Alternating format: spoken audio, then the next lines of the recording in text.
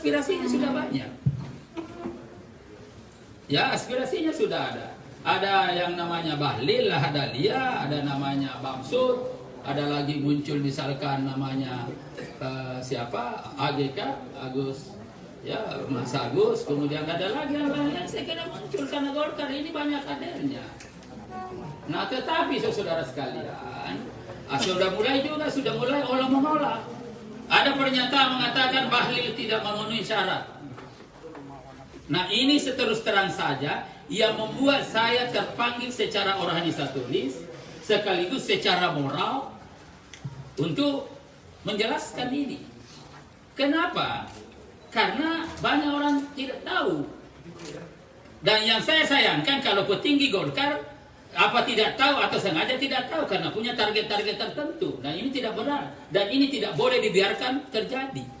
Biarlah ini prosesnya. Kalau ada yang mempermasalahkan bahwa Bahlil tidak memenuhi syarat dalam kepengurusan, di dalam ADRT kan sudah jelas bahwa salah satu syarat mutlak harus dipenuhi adalah untuk menjadi calon ketua umum pernah menjadi pengurus DPP satu periode dan atau organisasi pendiri ya didirikan dan juga atau pengurus satu tingkat di bawahnya, yaitu DPD 1 Partai Golkar dimanapun dia. Nah, Bahlil Lahadalia itu pada saat saya jadi sekjen dan ketua umumnya ya Abu Rizal Bakri itu menjabat sebagai, pernah kita SK-kan sebagai bendahara DPD 1 Partai Golkar Provinsi Papua.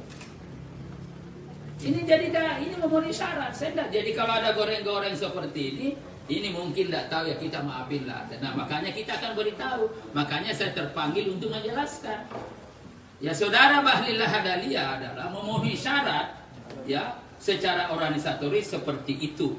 Bahkan kalau kita ingin bandingkan dengan kader-kader yang ada, justru ya saudara Bahlil Lahadalia ini adalah merupakan kader plus.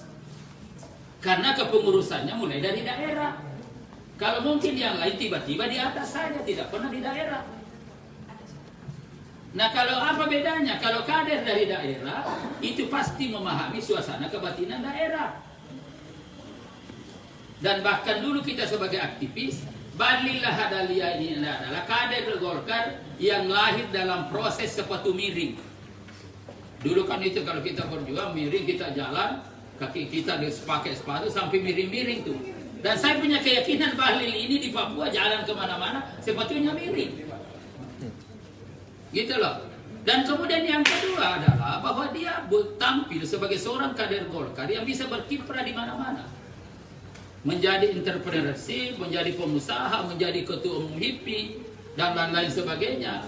Kemudian aktif pernah menjadi pimpinan HMI, kemudian ketua pemuda masjid dan ini kan kader plus. Coba tanya kader-kader yang lain pernah nggak melalui proses itu?